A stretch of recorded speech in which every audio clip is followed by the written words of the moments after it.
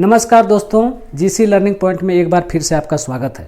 दोस्तों, हम लोग शब्द विचार को पढ़ रहे थे और उसके अंतर्गत शब्द के कितने भेद हैं उसको पढ़ रहे थे। तो उसी पाठ को आगे बढ़ाते हुए आज हम लोग जानेंगे कि रचना, बनावट या व्युत्पत्ति के आधार पर शब्द के कितने भेद हैं।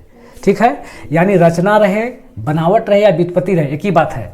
तो रचना, बनावट या व्युत्पत्ति के आधार पर जो है शब्द के 3 भेद हैं। ठीक है, क्या क्या? रूढ़, यौगिक और योग रूढ़। अब हम एक एक को देखते हैं। तो सबसे पहले जो हमारा है रूढ़ शब्द। तो रूढ़ शब्द किसे कहते हैं? वैसे शब्द जो परंपरा से किसी विशेष अर्थ में प्रयुक्त होते आए हैं और जिनके खंड सार्थक ना हो, उसे रूढ़ शब्द कहते हैं। ठीक है, यानी जो परंपरा से जो है किसी खास अर्थ में रूढ़ हो गया, यानी फिक्स हो गया है। ठीक है, और एक दूसरा चीज, इसका खंड जो होता है वो सार्थक ना हो, यानी अगर किसी भी रूढ़ शब्द को अगर हम तोड़ेंगे तो अगर वो शब्द बन जाए तो उस शब्द का कोई अर्थ ना हो। ठीक है, जैसे कि कमल, ये फिक्स हो गया। अगर हम कमल बोले तो इससे हमको दिमाग में आता है कि एक फूल, दूसरा कोई अर्थ नहीं। ठीक है, पुस्तक, पुस्तक अगर हमारे दिमाग में आता है पुस्तक तो मतलब एक ही अर्थ आता है उसका कि पुस्तक मतलब किताब, इसका कोई अन्य अर्थ नहीं है।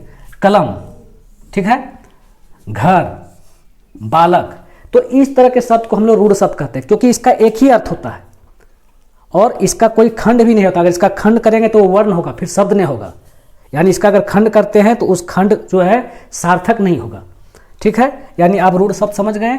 अब हमारा दूसरा है यौगिक शब्द। वैसे शब्द जो 2 सार्थक खंडों से मिलकर बने होते हैं उसे यौगिक शब्द कहते हैं। ठीक है, यानी यौगिक शब्द जो है 2 सार्थक खंडों से मिलकर बना होता है। ठीक है, इसमें 2 को मान के चलते कि 2 रूढ़ शब्द है, 2 रूढ़ शब्द ही मिलता है तो यौगिक बनता है। तो इसको हम ऐसे समझ सकते हैं कि यौगिक शब्द संधि, समास, उपसर्ग और प्रत्यय के बने होते हैं। इसको पहचानने का ट्रिक है, जहाँ भी आपको यौगिक शब्द देखने के लिए मिलेगा तो समझ जाइए कि वहाँ संधि है, समास होगा या फिर उपसर्ग होगा और नहीं तो प्रत्यय होगा। इसी से मिलकर जो हमारा यौगिक शब्द बनता है। यौगिक का मतलब होता है संयोग। ठीक है, तो 2 रूढ़ शब्द मिलकर बनता है यौगिक शब्द। अब हम एग्जाम्पल से इसको समझ सकते हैं, जैसे कि हिमालय, हिमालय हमारा यौगिक शब्द है। तो ये किससे किससे मिलकर बना है? हिम जोड़ आलय। ठीक है, उसी प्रकार है विद्यार्थी, विद्या जोड़ अर्थी, विद्यार्थी। तो आप यहाँ देख सकते हैं कि संधि हुआ है, तो संधि वाला शब्द जो है वो यौगिक शब्द होता है। ठीक है, अब हम लेते हैं विद्यालय। तो विद्यालय को हम संधि विच्छेद भी कर सकते हैं, विद्या जोड़ आलय, या फिर अगर इसको समास के अर्थ में हम देखें तो विद्या के लिए आलय, उसको विद्यालय कहते हैं। ठीक है, यानी यहाँ समास हुआ है। उसी प्रकार है राजकुमार, राजा का कुमार। ठीक है, ये भी समास है। तो समास वाला शब्द भी हमारा यौगिक शब्द होता है। अब हम थोड़ा उपसर्ग के अर्थ में लेते हैं। अवकाश, अवतार, अवसर, अवधि, इस तरह के शब्द भी हमारा क्या है? यौगिक शब्द है। आप यहाँ पर देखिए सब में कॉमन है औ। ठीक है, ये औ क्या है? हमारा उपसर्ग है। तो उपसर्ग वाला शब्द भी क्या होता है? हमारा यौगिक शब्द। अब हम लोग प्रत्यय के अर्थ में देखते हैं। प्रभुता, आवश्यकता, महानता, बंधुता। आप देखिए सबके अंत में ता है। ठीक है ना, यानी ता यहाँ पर प्रत्यय है। तो प्रत्यय वाला शब्द भी हमारा क्या होता है? यौगिक शब्द होता है। तो रूढ़ और यौगिक आपको समझ में आ गया। रूढ़ जो है जो किसी खास अर्थ में फिक्स हो गया है उसको हम लोग रूढ़ शब्द कहते हैं। पहचानने का तरीका, इसका एक ही अर्थ होता है और इसका खंड जो होगा वो सार्थक नहीं होगा। लेकिन यौगिक शब्द जो है 2 रूढ़ शब्दों से बनता है। ठीक है, और दोनों का अपना अर्थ होता है। ठीक है, तो ये बनता कैसे, इसको पहचानने का तरीका है कि ये संधि, समास, उपसर्ग और प्रत्यय वाला शब्द जहाँ भी देखेगा आप समझ जाइए कि वो यौगिक होगा। तीसरा है हमारा योग रूढ़ शब्द। वैसे शब्द जो यौगिक के समान बने हैं परंतु वे सामान्य अर्थ को छोड़कर विशेष अर्थ को ग्रहण कर लेते हैं, उसे हम लोग योग रूढ़ शब्द कहते हैं।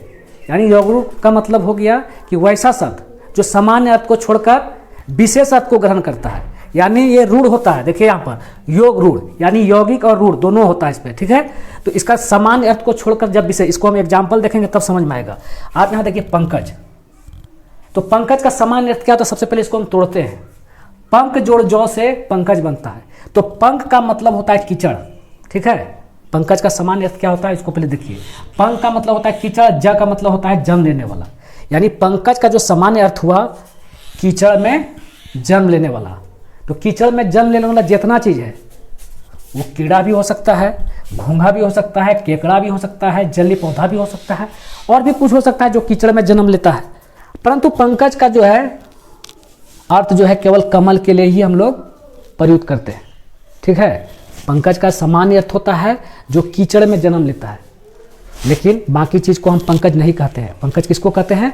कमल को कहते हैं। इसलिए हमने कहा आपको कि जो सामान्य अर्थ को छोड़कर विशेष अर्थ को ग्रहण कर लेता है उसको हम लोग योगरूढ़ शब्द कहते हैं। अब हम अन्य उदाहरण को देखते हैं, जैसे दशानन।